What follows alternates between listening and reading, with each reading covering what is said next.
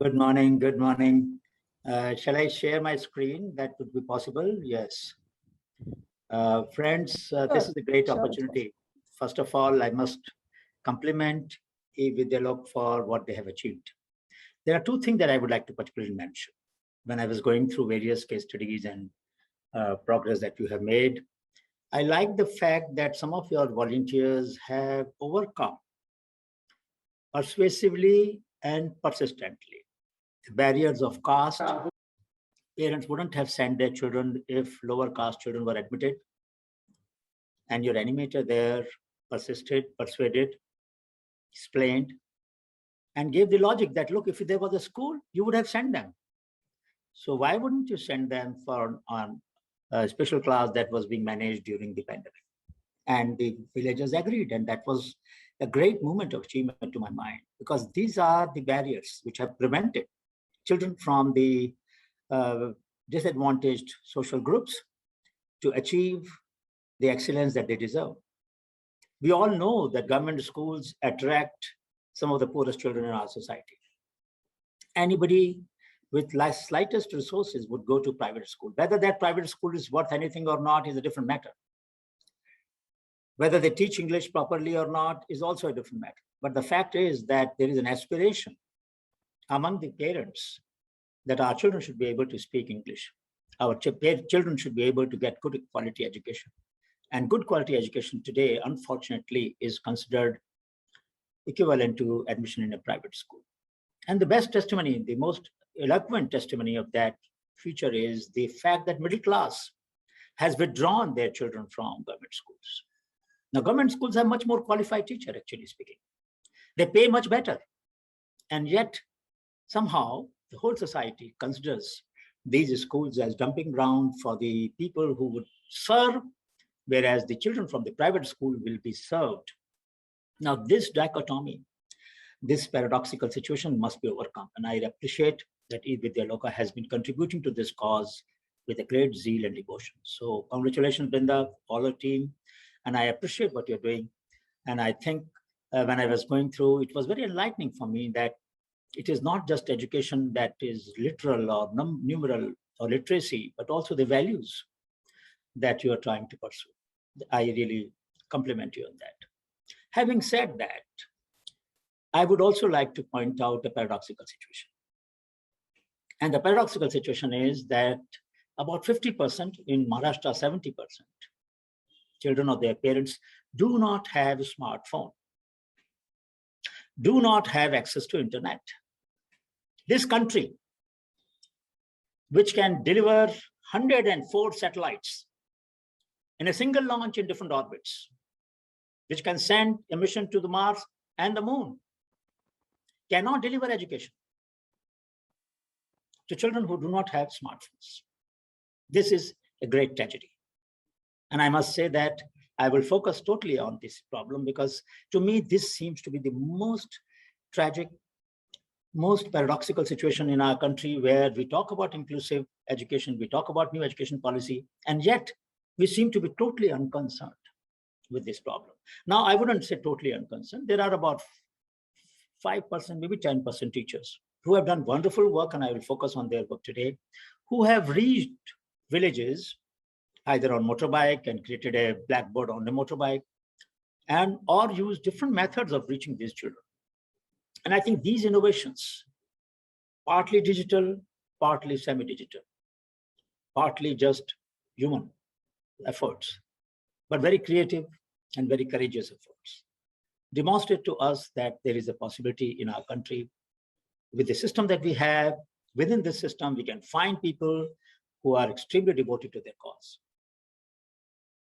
मुझे दुख है कि मैं सभी भाषाओं में नहीं बात कर पाऊंगा आप सबसे, लेकिन मुझे बड़ा अच्छा लगा कि आपने भाषाओं की संभावना लोगों को दी है. And it is wonderful that you are making it possible. I didn't know that this option was available of simultaneous interpretation. That's a very, very noble cause, because if we have to deliver education in the early stage, it has to be in mother tongue, because that is the language that children are born with, and their mind is formatted to receive messages in that language, the language in which they receive early mentoring, early affection, early language skills from the parents.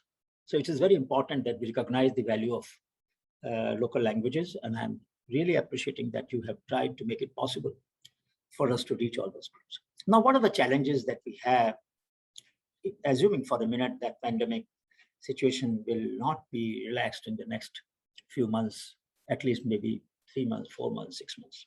We don't know. Maybe earlier, maybe later.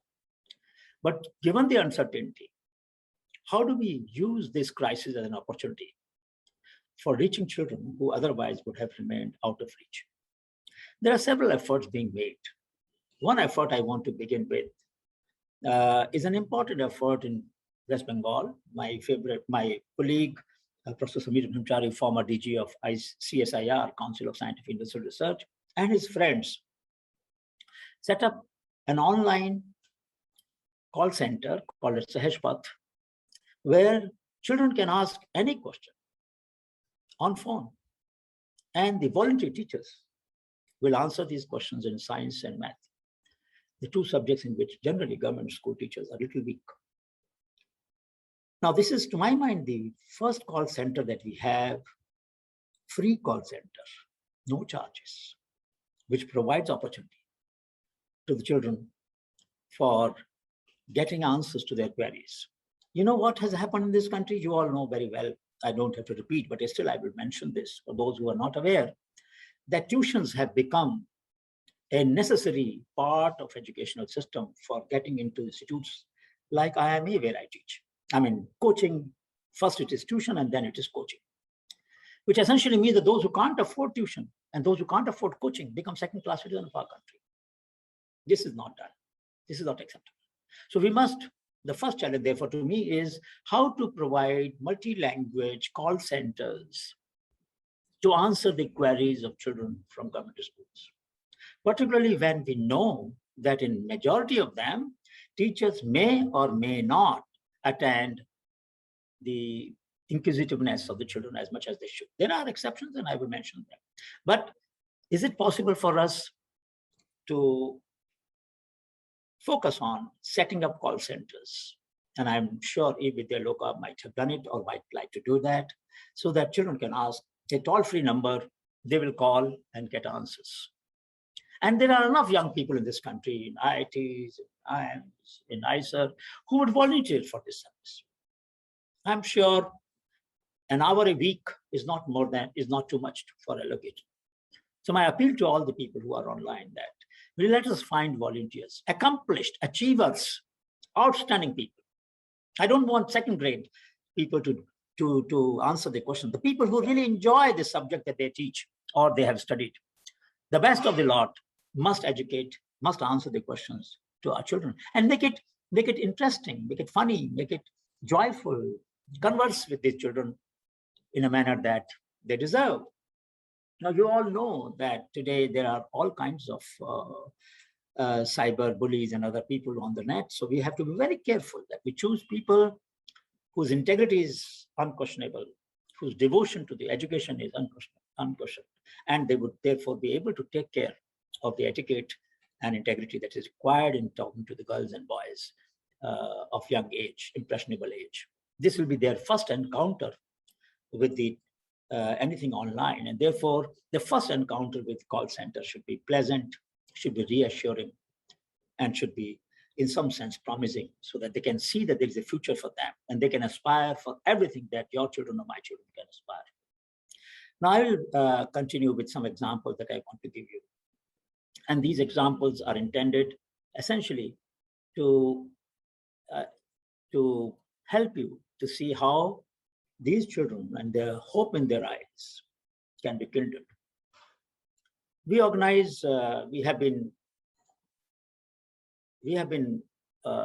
trying to look for during our Shodh Yatras, learning walks. I have walked in every state of the country, right from Andaman to Gurej Valley in Kashmir to northeast and western region of our country, all parts, Bastar, Koraput, Malnad region in Karnataka, every part of the country. And what do? We look for ducks like this. Young people, children farmers, artisans who defy the trend, who have a fire in their eyes. And we found a young person in Andaman and we brought him there, Deepankar. And I'm so happy now that he's doing job and at the same time pursuing his studies, 10th class. We saw that fire in his eyes and we said, come and we will take you forward. I found similarly a girl during the Uttarakhand Shodhyatra, Sonia, and she was in 8th class at that time. And today she's doing so well in her profession. But I could see in her eyes a curiosity, a strong desire to defy the trend and ask the question that she would ask. So we must, my second appeal to all of you is keep looking for such kids who have that indefatigable spirit, who have that fortitudinous capacity. They can, fortitude is a word that I learned by 1969 when I was a student. And I kept this quote on my table every day I read it. Fortitude is the capacity to say no when the world wants to hear yes. Or put it another way around, fortitude is the capacity to say yes when the world wants to hear no. And this kind of attitude, wherever we find, we must nurture, because these are the kids who will become the leaders of our society and they are the ones who will be our allies for changing the social structure. So apart from education, we are also in the business, all of us together are in the business of looking for these odd balls, the crazy people, the young kids and the teachers, of course, who have ability to stand up to the order that may not be always fair and just. So we try to give through Honeybee Network, which is giving a nameless, faceless person comes in contact with the network, gets an identity. So giving voice, visibility, and velocity to the creative and innovative people, including children, students, farmers, artisans, everybody, and teachers, of course. So how do we do that? By looking for this oddity, by looking for the spark. And I would wish that I'm sure you're going to give award today. Maybe some of the people whom you're going to give award are of people like that. But we need to network them and help them to reinforce each other's strength. And they should lend their shoulder to someone who wants to cry when system is not supporting our efforts. Such movements come in everybody's life, my life, your life. I have faced numerous such occasions when you feel lonely, when you feel nobody's able to understand what you're saying. And yet you have to maintain your motivation. You have to maintain your spirit, because if you feel depressed or down, then the whole network around you will feel down. So you have to sustain that spirit. And there you need a shoulder to cry on. Sometimes someone who will say, look, we are with you and we will be able to take it forward. So it is the collective spirit. It is the cooperative network. It is the collaborative spirit that will really help efforts that Loka and other such institutions are trying to pursue. So network is the next goal of our life. We must try to build strong, horizontal, non-bureaucratic, non-hierarchical networks, which will allow people to question each other, and which will allow leadership to emerge from the bottom up, which will allow the talent to be discovered and mentored by the best of the minds in the country. So what are we trying to do? We are trying to change the context so that the content changes. And the context that I've chosen today is those children who do not have access to internet. Children whose parents cannot afford a smartphone. And how do we reach these children? And let's take some examples. So here is Baldepuri. In his home, he has built a studio. And mind you, that studio has a glass screen where when he writes on the backside, it is visible to the camera in the opposite side. He has made a beautiful studio where he is visible and the content on the screen is visible. I don't have that studio in my institute, let me tell you that. But he has built that studio with his own resources. He makes videos, uploads on the YouTube, all free, open access, 10 million views. This is from the current issue last issue of Honeybee, which I'll be mailing you shortly. How did he do that? What strength did he get? Where did he get this strength from? This strength came from essentially a commitment that if I know something and I know it well, then I have a duty to make it available. I have to democratize this knowledge for anyone and everyone who wants to learn. And he gets viewers from all around the world. 10 million is not a small number.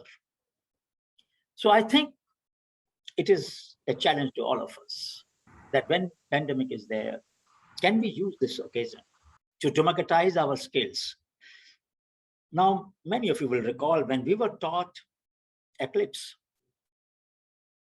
I was taught, maybe you might have been taught, by making the circles on this blackboard. Here is sun, here is moon, here is earth. And we were confused sometimes. Why would it be called solar eclipse when the moon come in between, or lunar eclipse? And imagine if this same thing was taught through animation. It would become much more easier, or through models, simple models, not difficult to make. And I tell you some small story of how we realized 2018, when I was taking my students. I also take students on Shodhyas, apart from the common people. In summer, we go to hot places, winter, we go to cold places. So I told the student that, look, we go and stay in the schools most of the time. What are we going to give them? They give us hospitality, they give their warm affection, they give us love. What do we give in return? Nothing. So two things I said. One, of course, we will take books and create libraries. Second thing, we must create a content. So one of the students, Gaurav, made a spreadsheet of CBSE syllabus from 1 to 12, all subjects, all topics. So for English, and then he made a spreadsheet twice, two ways. One, English, all topics, all lessons, all classes, 1 to 12.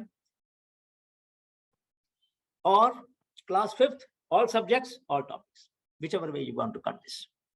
And then I asked students to collect the videos and the lessons. So my class, and I said, I'm not going to take you if you don't do that. So it was a coercion, absolute coercion. And optimal coercion is not zero, let me tell you that. We must all remember that. So we created that. Now I had a problem. I said, look, we are going to go. And I asked my class, senior class, creativity, innovation, knowledge network, and entrepreneurship course.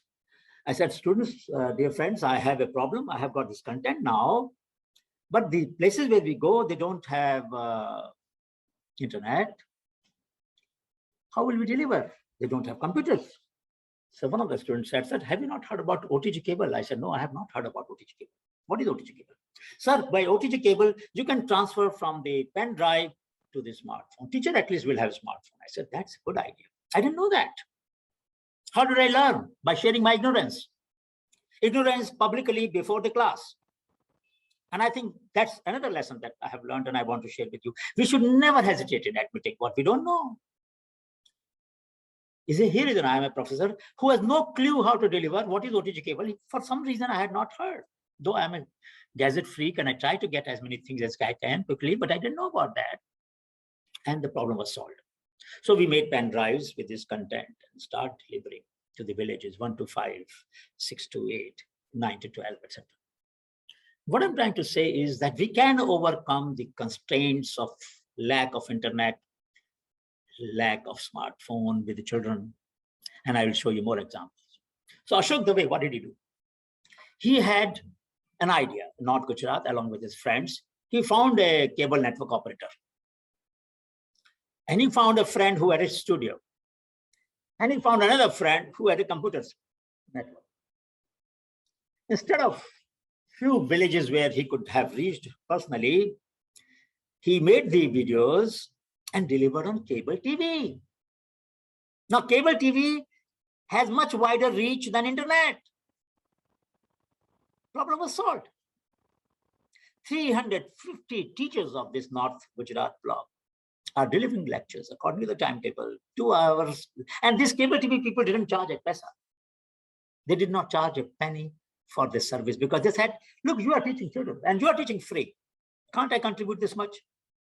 So during pandemic, these children, 20,000 children, got access to education. My hats off to him. How well did he do that? And of course, we have honored him. This is how the structure came. So there was a studio, there was a child in the class who was having a television, and different systems were working and children were getting So by the way, now let me give you another example. Balaji Jadhav. Please tell me the time, because I like to keep to the time that you have. Balaji Jadhav. We gave him HBN Kriya Award. We give this award globally. Honeybee Network Creativity and Inclusive Innovation Award. And we will appreciate nominations from all of you.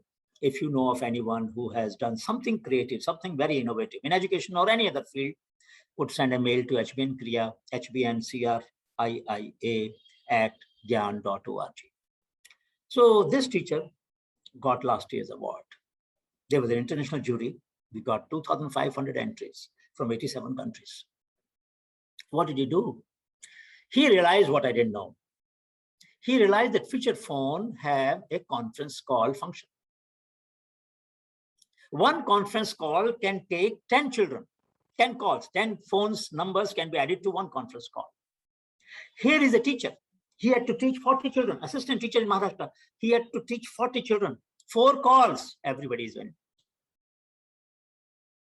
What a great inclusive idea. The secretary education sitting in the, and I tell you, she's my friend, but I must mention this. Anita Karwal should have been concerned about this. I respect her, very devoted officer. But so long as not, till date, I have not received any evidence of being concerned of this kind. I'm saying this publicly. Anita, if you are listening to this, your message must go to you. And I talked to the Niti Aayog deputy chair, and you know that both of them talked in my presence. But I have not seen any action. And I'm very distressed by the fact that we have a solution of bringing inclusiveness for those children. 90% of or 85% have feature phone. 70% do not have smartphone. We can do this. Any other country would jump at this solution. It doesn't cost anything, little effort. And I will give you another example by which, with little more cost, you can even do it simultaneously. So students are telling stories, the students are learning different topics, class 1 to 4, primary class. This is their first time education. Mind you, these children are learning during the pandemic. They happen to be learning education during the time when they can't go to school. This is their first chance to know what empathy means, what samvedna means, what affection means, what caring means, what sharing means. They're learning about life. That is the first lesson in their life. And if it begins with a very inclusive approach, wouldn't they be affected in some way at their core value system? That if a teacher could do so much, maybe when I grow up, I should also try to be inclusive. This doesn't have to be told. It will happen. It will happen. So he has recorded, students have recorded stories. Mind you now, it is not only teacher is teaching. The student go to their grandfather, grandmother, Amma, tell me a story. Amma tells a story in Kannada or Telugu or Gujarati or whichever language. And then this story teacher hears and they says, okay, we'll have it in the class. That's a very interesting story. Now, this story is being told by a student. Peer learning. Peer learning we talk about at the higher education level. Here in the children, among the children, peer learning is taking place. How nice. And these are very simple: listening, writing, speaking, recording. Now, children are not learning only the conventional education system. They are learning digitization of their learning and sharing that right in class 1, 2, 3, 4. Can you imagine? This is digital inclusion. Because the children are not learning just to social media. They're not learning just about internet. They're learning about how do we create content. You know, I always talk to my students, and I would like to mention to all of you, please ask yourself, in the last 1 week, what was your upload to download ratio? How much content did you upload and how much did you download? It is tragic that India is the largest consumer of global content, not the largest producer of global content. So we will obviously be a follower. And other friends who are in various countries, particularly developing countries, I will request them all to understand that we should create content which reflects our values, which reflect our knowledge system, which reflect our positive traditions, which reflect our inclusiveness, and let the people in the world download that. That's what our teacher, Mr. Goswami, had done. 10 million views. And these kids are sharing the stories. So we are also helping in intergenerational knowledge transfer from grandparents to grandchildren, a link which is getting broken today because of nuclear families. So these are the kids, Bala Jadav's student. Now look at another teacher, Rajesh Vasudaya Kagade. He did one step forward. He went one step forward. He said, look, I have to teach. Bala Jadav did conference call 4 times. What if I give Bluetooth speaker to the children and they sit in a group? So he bought Bluetooth speakers from his own savings, by selling gold ornament of his wife. He purchased 4 or 5 Bluetooth speakers, 8 speakers, because he had 8 groups, so 8 speakers, contributed to each 8 clusters of students, 5 students in each group. Now they are hearing simultaneously. So, repetition takes an effort. It also loses some. The first class which you teach, first cluster, there's more energy. And then you teach second one, you're a little tired. Then third one, little tired. Then fourth one, little more tired. So, that energy level goes off a little bit. I mean, as a teacher, I can tell you that this happens sometimes. When I used to teach 4 sections in the first year in IMA, I have to make a lot of effort to keep the same level of energy in all the 4 sections. It requires effort. You can do it, but it requires tremendous effort. Now, he had solved that problem. I have Rakesh Patel from Navdisar, Mastiki Pathshala. What does he do? What does he do? So let me, before I come to him, what am I saying? I'm saying change not monitored is a change not desired. A change not monitored is a change not desired. When I wrote this in 1984, my contention was that what kind of society we want to create. If we want to create an inclusive society, a Samvedansheel society full of Samvedna and empathy are not coterminous, unfortunately. The language, each language has a word like Samvedna. Sam means equal, Vedna means pain. When I feel the pain of the children who do not have online education, that doesn't remain children pain of the children, it becomes my pain. From Swanta hai Sukhai, that means for my own happiness. Swanta hai Sukhai, for my own happiness, I try to solve this problem as both the teachers did, or all the other teachers did. And then Samvedna se Sajanshilta, the creativity is born out of, for want of a better word, empathy. But the right word is Samvedna. So we need to appreciate that new innovations will emerge. Digital innovations and hybrid innovations will emerge. And we have more and more Samvedna. And it is possible. So look at this girl. She was in class 8 at that time in a school in Patna. And she saw her grandfather not being able to climb the stairs with a walker. Many of you may have family members who use walker. I had my wife. She used to use walker. It never occurred to me. I'm telling you, I'm confessing my limitations with all the exposure to the innovations around the world that I have, with all the readings and all the knowledge. This idea did not occur to me. I must admit, despite the fact that I love my wife no less. Shalini could think of it.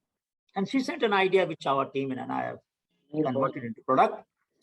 Rakesh and his team, and Rakesh, Mahesh and others under leadership of him. So when you come down, the front legs become taller. When you climb up, the front leg becomes shorter. Now, such a walker does not exist anywhere in the world, neither in Europe nor in USA. Our kids are capable of creating universal solutions, not just solutions for India. They're possible. It is possible. They can do it. It has been licensed to a company, Durastep. Walker is available in the market now. She is one of the younger entrepreneurs. Her idea made it possible. So please remember that you can send us ideas. The last date is 15th September. Ignited Mind at honeybee.org. Dr. APJ Abdul Kalam, Ignited Mind, Children Creativity and Innovation Competition. All the children in your network should send at least one idea each. You know what? We will then pick up from among them with the help of your volunteers like you and your teachers. Select the outstanding one. Like the idea like this, she got an Ignite Award. Her simple 2-line statement, she didn't make anything, just a 2-line statement. Recently, we were in Shodhyatra in Amreli, 46th Shodhyatra from 4th to 11th of August. And in a village, we were doing this on the spot idea competition. And one girl said, you know what, many people can't coordinate their hand because of Parkinson or other problems. I said, yes, my wife had that problem. She had ataxia. So why can't we have magnetic buttons? I never thought about magnetic buttons. Now, there are ideas which we are not capable of thinking. Our mind is too constrained, too stereotyped. So before I close, I would say that there are so many innovations of this kind. Nisha Chobe, she said, why can't we have a seat in a suitcase in a railway station, bus stand? We don't have place to stand. She was in Islam in Nizamuddin. And Shireen Sheikh, she said, why can't we write on the top of the lunchbox, wash your hand before you eat food? And why don't you write inside the lunchbox, wash your hands after the food? Hygiene, simple idea. Sent it to, at that time, Minister of Women and Child Development, Menka Gandhi was there. She wrote to the supplies office, food supply minister. Mr. Paswan was there. Can you imagine this girl's idea was trying to influence national policy? It could happen. And I assure you all that wherever there are ideas which need to be linked to the top level policymakers, I will do my best. Honeybee Network will do its best. Jan and Srishti, both of the organizations, will do their best to link micro with macro and giving due credit to everybody who has worked on these ideas, the teacher, the institution, and others. Because we believe that everybody who makes this change possible must be acknowledged. And I was so happy when you were acknowledging your partners, because without them, how would the network grow? How would they will reach that? So I really appreciate that spirit. And many of us don't sit straight. So here is an idea. Several students sent, Kulsum Rizvi, Tarun, Sunvi. Why don't we have a sensor in the computer which will sense our posture? And if you're not sitting properly, it will blink the screen blank. Sit properly, Vandana, otherwise I will not let you do work. Wouldn't that be nice? Back pain is something that all of us have suffered from, all of us, myself included. Every third year, I would have to lie down on a bed for 10 days because my posture was not correct. After this, I remember she is going to reprimand me if I don't sit properly. Now, there are some ideas of this kind. So I will come to the last part and close by saying, and if you have time, I'll be happy to take some comments or questions, that Rakesh in Mastigi Pathshala in Panchmahal district asked the children asked him a question. Sir, you sit on chair. He's a government school. We sit on the ground. Is it fair? You told us that society should be fair and just. Rakesh said, my God, that's true. So, sir, why can't teachers sit with us on the ground? From that day onward, there are no chairs in the classroom in Mastigi Pathshala. Joyful school of Rakesh. Can you imagine? A teacher who practices what he teaches or she teaches. That day onwards, teachers sit on the ground. Children feel empowered. There's a school assembly where children meet and audit the actions of each other and also of the teachers. Sir, that teacher came 5 minutes late in the class. Oh my God, in a government school, 5 minutes late is a crisis. Every school assembly will discuss it. Teacher will have to explain before everybody what happened that day.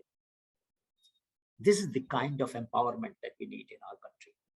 That is the kind of empowerment we need among our children.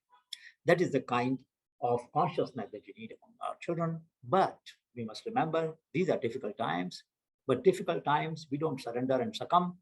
We try to generate and invigorate our spirit to reach the unreached through innovations, including the digital innovations, and hybridize the digital and the non-digital systems in a manner as you have done, many villages I know, so that nobody remains out of the educational system.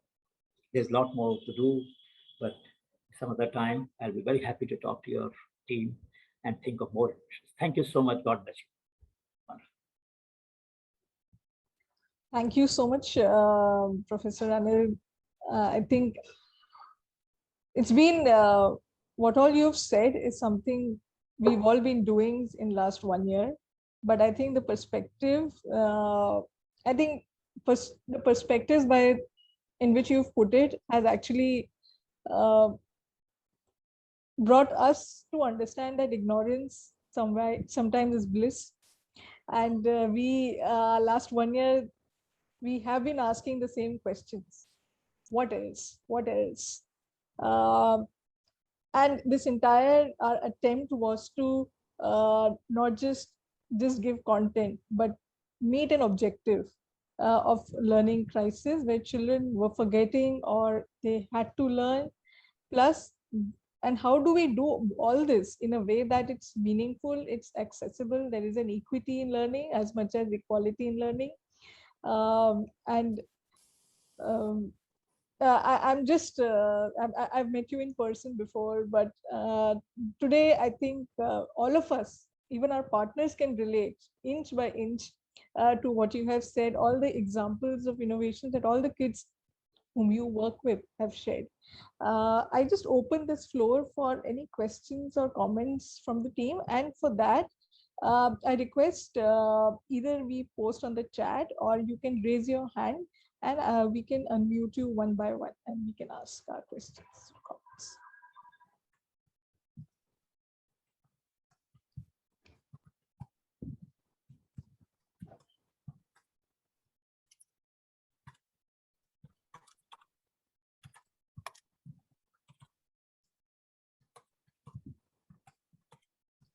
So we have, Professor, we have some comments like from our partners from Tamil Nadu. Okay. That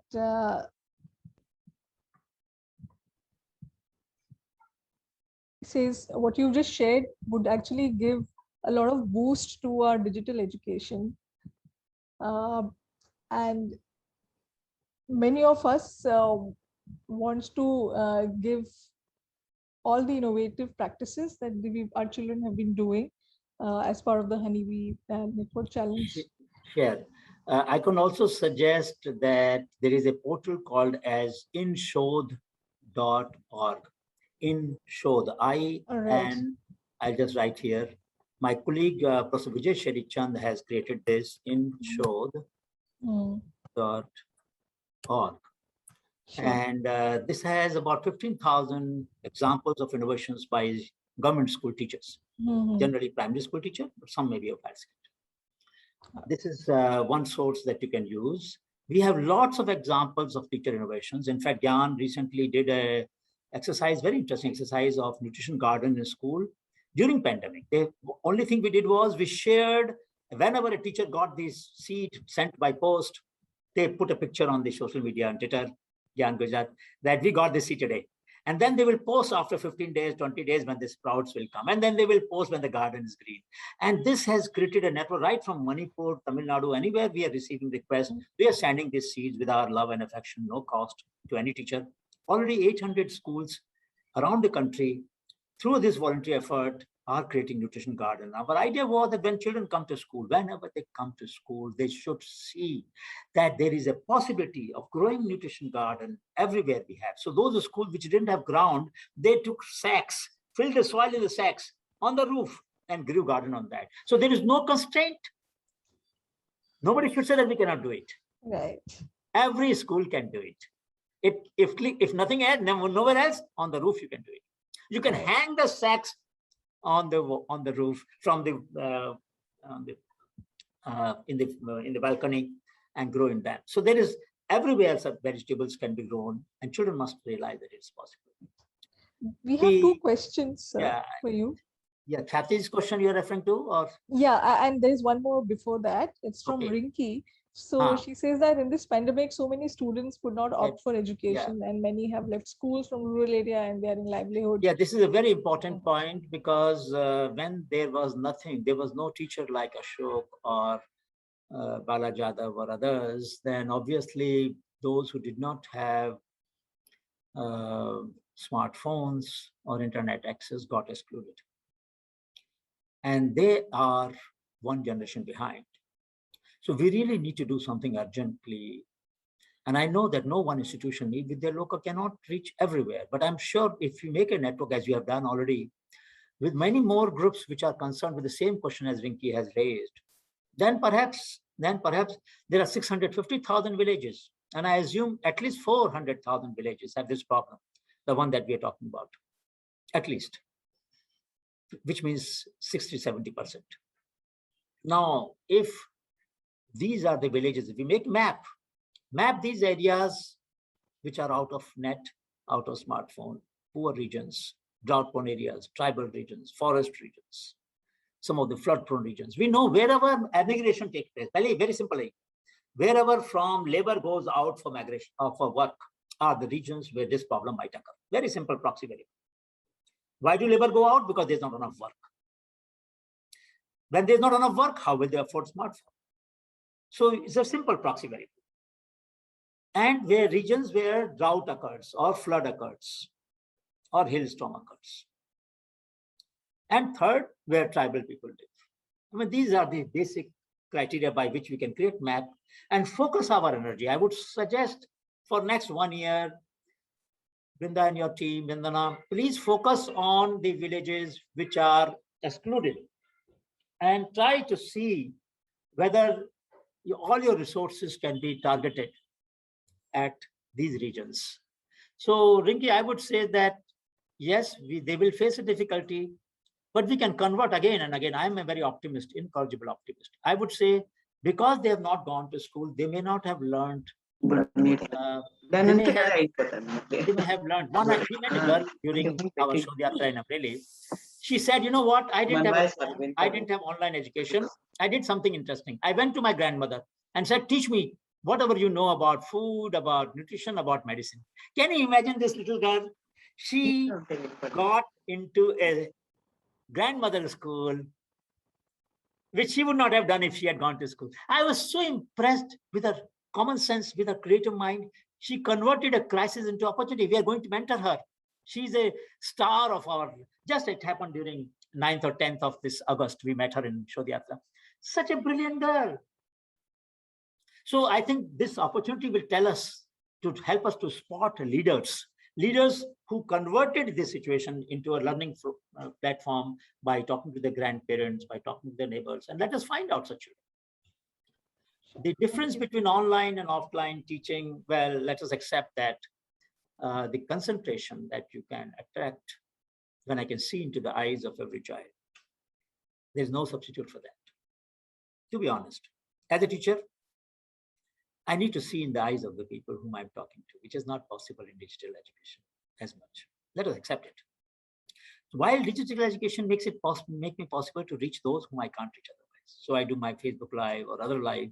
Then anybody can access my classroom. So there are pros and cons.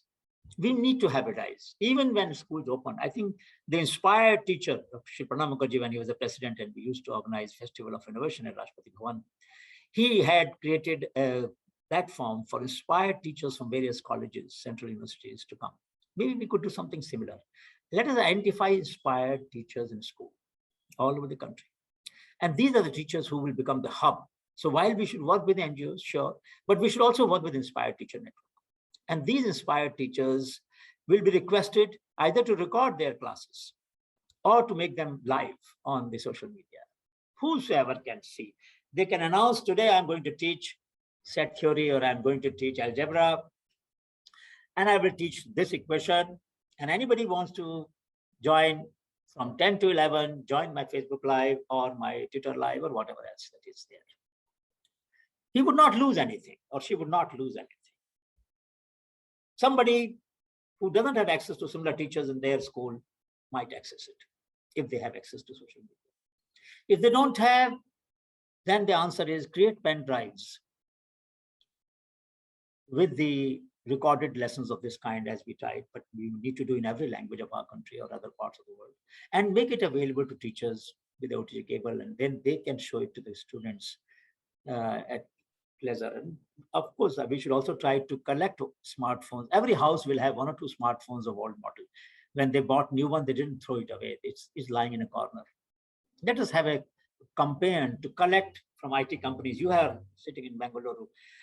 Make an appeal to all the giants that please give us the smartphones that you are not using at home, and we will deliver it to the have-not, disadvantaged children and bring them online. It is not a big deal. 400,000 villages. If we can get double this number or triple this number or 10 times this number, the smartphones, then we are able to cover the entire children community of our country. It is possible. It is possible. Let's try. Let us ask Amazon. They deliver. Do you know what one of my students told me? That Amazon burns $1 billion of inventory every year because these models become old and there's no market. Archana Gorodia told me this. She was my very fond student in 80s. I have not been able to do that. But I would wish that some of you will help me do that. And we've talked to them, and they can then export their unwanted electronic inventory to us. There will be all kinds of, they will not sort out for us. We'll have to do the sorting. We'll find warehouses. I'll arrange warehouses. Let's try and make this possible to collect these smartphones from wherever we can. We'll write to every company, Korean company, Indian company, this company, that company, and collect all the old models that they have, which they are not going to find market for, but for which are very good for our children. So we can work on multiple levels. We need to bring a knowledge of videos to our children, because what can be shown in action, the classroom cannot do that. So I think there is an advantage of some digital content, as I gave example of animation for Eclipse or many other things. Thank you. Many children Northeast have never seen a train. How will they see that? Tell me. Unless we give them videos. So there are problems of exclusion which prevent us, our children, from accessing the content that a minimum knowledge of awareness of a school child should be. We gave globes. I tell you, you try to do that experiment if you have not done it. We gave globes during our Shodhyatra. And you know, and then we ask questions, find out Germany, find out Peru, find out this. And the children are immediately swarming over this globe, and they're all collaboratively searching. And in a while, they find out. And I can tell you, this way of teaching geography is much more fun and much more joyful than explaining different continents and different countries. You know, it is not fun. Let there be fun in education. So I will strongly urge what you said, that we need to habitize. We didn't have access to this kind of content when I was a child. But I see that children need to see things around the world. I need to learn not only from local, but also exotic. I need to see carnivorous plants, for example. I'm curious, how can plants eat insect? A teacher mentioned in the class, I want to see that plant. How can you show it? Just a picture? No, show that the video. How that insect sits there and the flower swallows it. You know what? This might generate interest in some of those kids, might become botanist, might become zoologist. Show them how archaeological discoveries are made, they will become archaeologists. Why doctor, engineer? There are so many other professions, but we have not shown them the joy of each discipline that is there. We need to show them. Sorry, I took a long to answer this question. No, that's okay. We have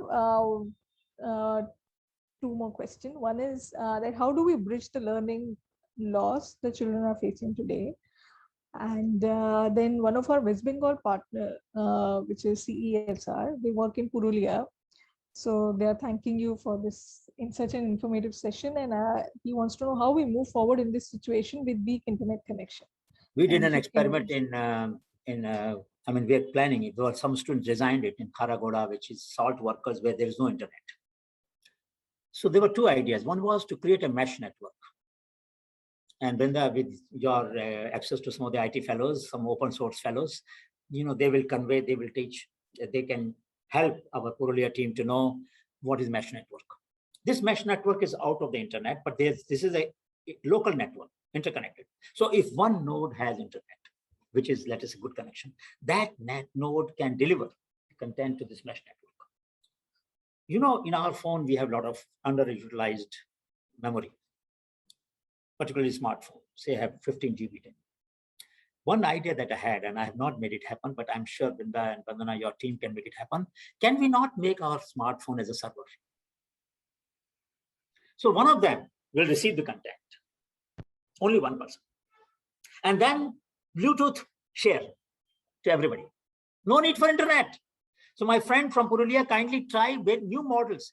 We will not take the constraint as a bottleneck. We will overcome that constraint. That's our spirit. That's what we want to do. We will overcome that. So there are three ways I'm suggesting. One way is create a mesh network. Second is create a phone as a server. One person will go to the city, let us say, download all the content. All right. And then this content is made available to others through Bluetooth transmission. So we can create in each village a Bluetooth transmitter, go to that near post office or near that center and download the class. You don't have to download all the lessons, download for next week or next day, and then see it. So if your phone doesn't have a lot of memory, doesn't matter. Or if you can't hear, you can't see, you can hear it. Sometimes that is a compromise. We have got some old phones collected recently. These phones don't have a screen to show the video, but they have at least the audio. Try with that. It is better than not having access at all.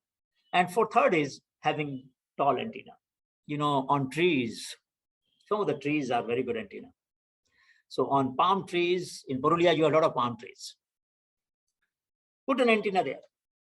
Sometimes you can put the antenna in the tree. I have seen those experiments. People use tree as a living tree as an antenna. Try that out. Try that out. So therefore, it's possible that we overcome these constraints. There was a boy we met in Jharkhand Shodhyatra, and he was asking a lot of questions after our presentation. So we said, how do you prepare for a class? Sir, I know on which hillock, and in Purulia, you have a lot of hillocks. On which hillock, what time the net works better because of the wind direction. I go to that, whenever I get time, I go to that hillock, download 10 questions. He was given a server address. I download 10 questions, sit there, answer them. I know how my preparation is going on. Can you imagine finding a tribal kid in Jharkhand who was preparing by downloading the 10 questions every day and answering them on a hillock? That's the kind of spirit. So please let your children loose. Let them discover, let them make a map of net functionality over different hillocks in whichever region Purulia you are.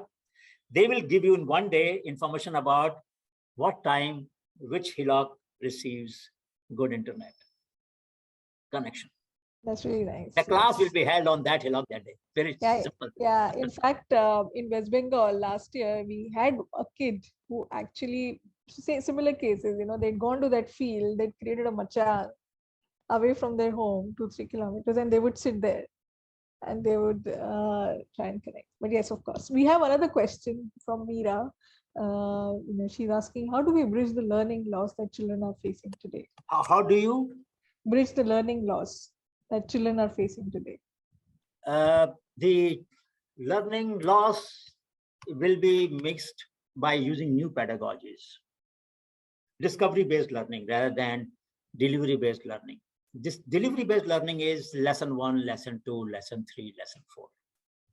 Discovery-based is lesson 4 can be taught first and lesson 3 can come later and lesson 1 can come after that. In other words, we break the boundaries of sequence because of the simple reason that children learn faster. All of us learn faster. When I have a question, I always tell my students that the question I cannot answer is my greatest learning. That day I can't sleep. How can I not answer a question of a student? But then there are occasions like that. Anybody, all of us have limited knowledge. So that night I have to study and tell the student next day that, look, I didn't answer the question well yesterday. This is the answer. Even today I feel a little nervous before going to the class because you never know. There must be one student who is better, smarter than you, and you prepare for that student. So I would say that we allow our children to quiz us. There's overall boundary we give them. This is what we want to teach. Within this, please ask any question. Teacher may be prepared, may not be prepared. If he's not prepared, he will ask the children, somebody who is prepared, or they will guess. And some of them will guess the right answer, hopefully. If not, the teacher will tell them next day. But what will children learn? Children will learn two things. One, there are questions to which teacher don't have the answer. That means humility pays. That means we should not mask our ignorance, we should admit it. And I tell you, this country will progress much more, any country will progress much more if we were open to admit our ignorance. Because how can anybody know every answer? So what happens when children ask questions and parents don't know the answer? Parents will say, some other time, or you're asking too many questions. And that child becomes quiet and never opens the mouth again. I would advise teachers and parents also to please admit when you don't have the answer to the question the child is asking. Go and find out people who have the answer. Learn it from them. Share it with them. Let children know that parents or teachers don't have answers to all the questions. Let them know that it is all right not to know and admit that you don't know. This is the discovery-based learning, where authentically we will tell them that, look, we don't have answers to all the questions, but you need to have the answers to your questions. You will find out and deliver. I can tell you, they will make up their learning much faster. With that, once Professor Bhola in Indiana, I was having lunch with him, and he has a center of excellence in education. So he said, I was going in Africa, he was traveling in a desert. He stopped by where there was a pastoralist, a shepherd. So he asked the shepherd, did you go to school? He said, yes. Then what happened? I dropped out because I learned all the things that teacher knew. What? You learned everything the teacher knew? Yeah, teacher used to repeat the same thing over and over again. I thought that's all he knows. Can you imagine a fast learner can also drop out? This was a discovery I never knew before, that not only the slow learners, even the fast learners can drop out. Now, teacher has a compulsion to repeat for some reason, but children don't have the patience to listen to the same thing over and over again. So discovery method will prevent children to listen to what they have already learned. And give them chance, give them a break. Please let them learn faster if they want to. Some children will always be fast learners. Why punish them for others? So have classes into groups. And if some children want to go in a group, sometime, of course, the fast learners should be mixed with the slow learners so that they can help them to learn. That is, we must do that. But sometimes they should also be given freedom to learn something else that they want to learn, because they've already picked it up. So there's a need for breaking the structure of the class. There's a need for breaking the structure of the pedagogy that we have. There's a need for breaking the structure of the sequence that we have. And I think then we can overcome this process faster. That's my wish. But I'm happy that you're already doing that. Popularize it and make it more joyful. Let teacher invent different ways of discovery-based learning. And I'm so happy that you're doing that. Thank you. Thank you, Professor. I just have one last question before anybody else wants to, we can probably conclude, is that I know we are all talking about this age of digitizing, content, context, innovation, children, that agency that we've given to the children.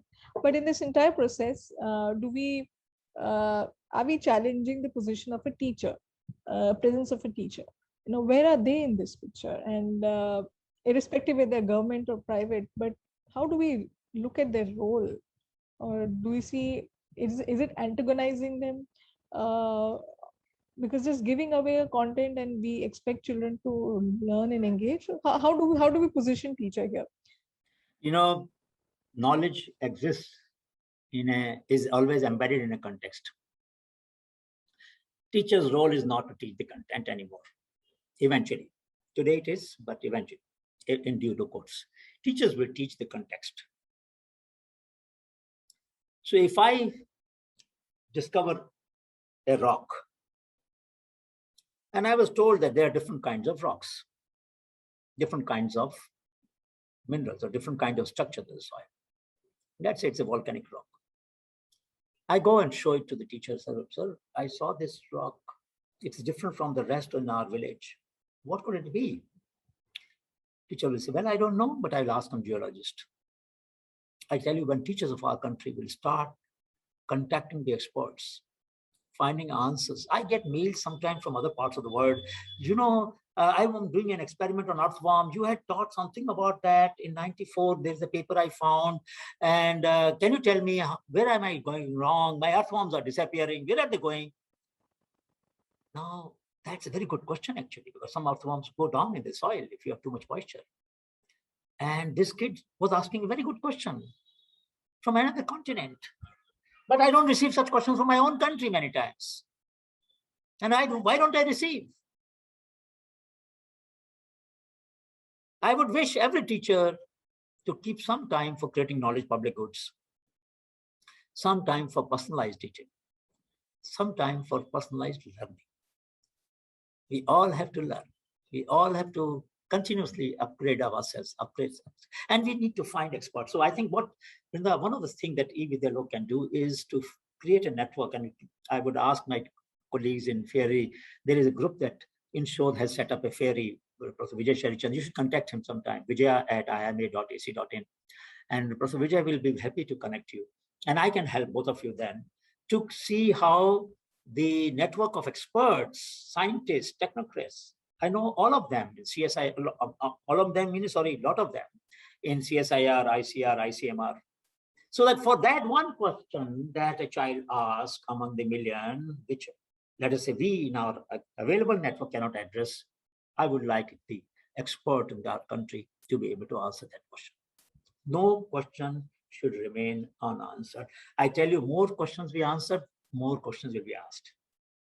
Supply inducing demand. That is classical question of economics. When you supply the answers, children get emboldened. You used a very good word, Vandana, autonomy and agency. Autonomy is freedom to make decisions. Autonomy is freedom to make decisions. Our teachers need to have agency. Agency is ability to use that freedom. Ability and capacity to use that freedom. Autonomy can create. Agency requires efforts. And you said it very well, that agency of the children, but agency of the teachers as well. Teachers should be able to use this ability, that their agency to connect to the experts, to not dismiss a question they don't have the answer for. In fact, they should evaluate the whole network of yours. You should ask teachers, tell us every month the question you couldn't answer. Wherever I go, I ask this question. Tell me the questions you couldn't answer. And if teachers don't answer this, then I tell them, well, look, there's something wrong in your class. If there is no question that you couldn't answer properly, then there's something wrong. That means you are not teaching beyond what they know, what they need to know, what you need to know. You know, unless I create a zone of uncertainty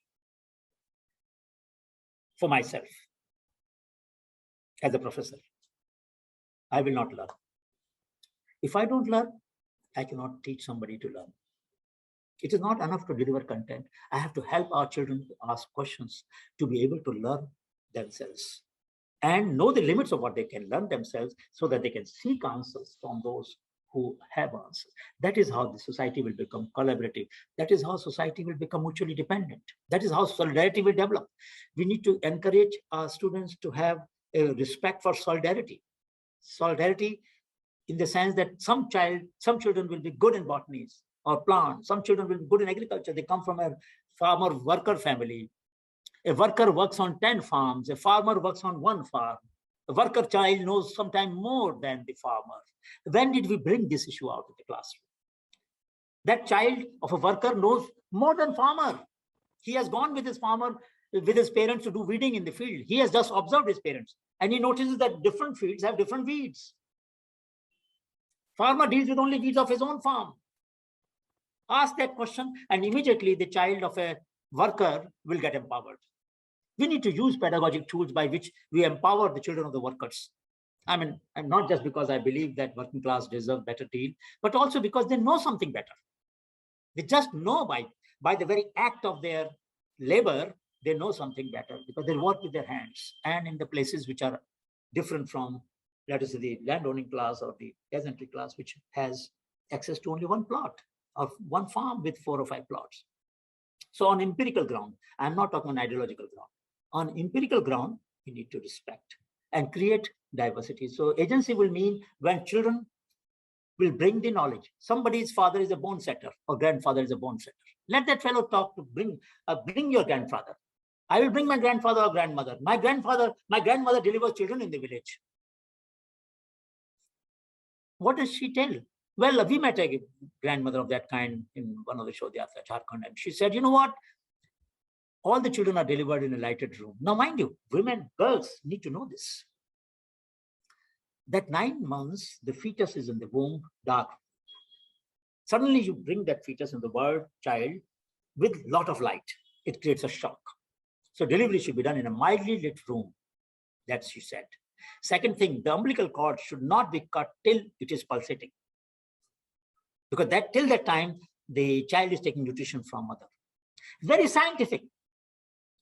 And I can tell you, if girls can learn this at an early age, what's wrong with that? What's wrong with that? In BR Hills in Karnataka, so that Dr. Sudarshan discovered once, he told me once that tribal people have a squatting position for delivering. That is a very scientific position. Horizontal bed is wrong. Now, if these things are told to our adults and girls, what's wrong with that? Why shouldn't they know this? So I'm saying that let the kids bring their grandmothers and grandfathers once in a while to the class. In some of my classes on, this is the last, sorry for taking a little time, but this is the last example. I was teaching a class with my friend, Professor Chakrabarti in IIT Bombay. 200, 300 students were there. So I asked, who eats the cold food in your home? Mind you, this question can be asked in every class. I asked it in IMA also. Answer was mother.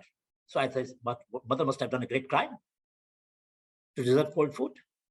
She gave you birth, she reared you, and at the end of the day, she has to eat cold food. So 1 week, you will cook food warm and feed her.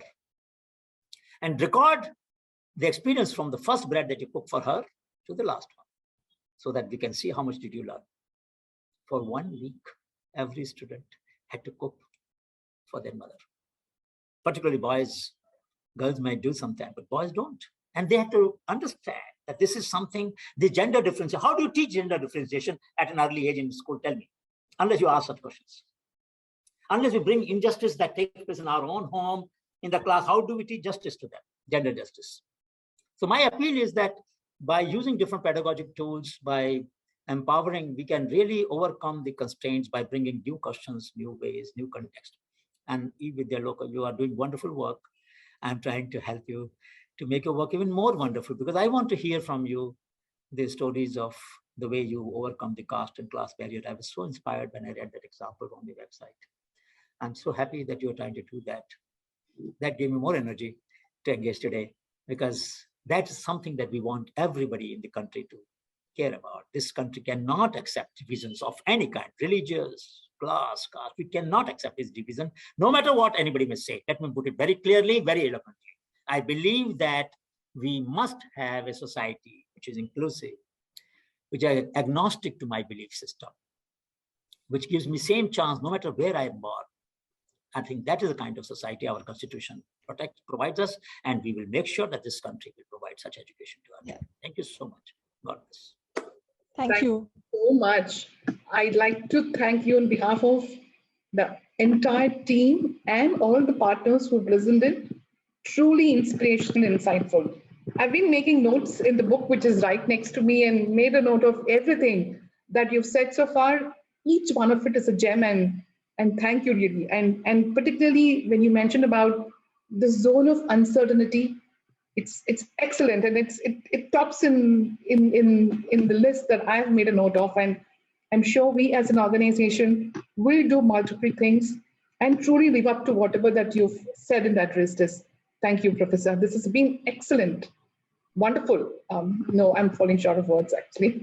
Thank you. No, thank you. Yeah. Thank you so much. Bye-bye. Thank you. Yeah, and thank you so much, Professor Sir, on behalf of everybody at eVidyaloka. We have a next segment coming up, is on innovations, and we are recognizing, of course, all practices are innovative, and we've chosen 5 best innovations from the different parts of the regions that we work in. We would love if you could stay a little longer, if your time permits. How much time? How much time? We're just beginning now after this, so I think you may stay as per your time. Maybe okay, just the recording will be there. Look at a few of them, and then I will leave. Sure, absolutely. Thank you so much. It will be a pleasure. Getting reminders. Yeah, thank you. Sure. Yeah.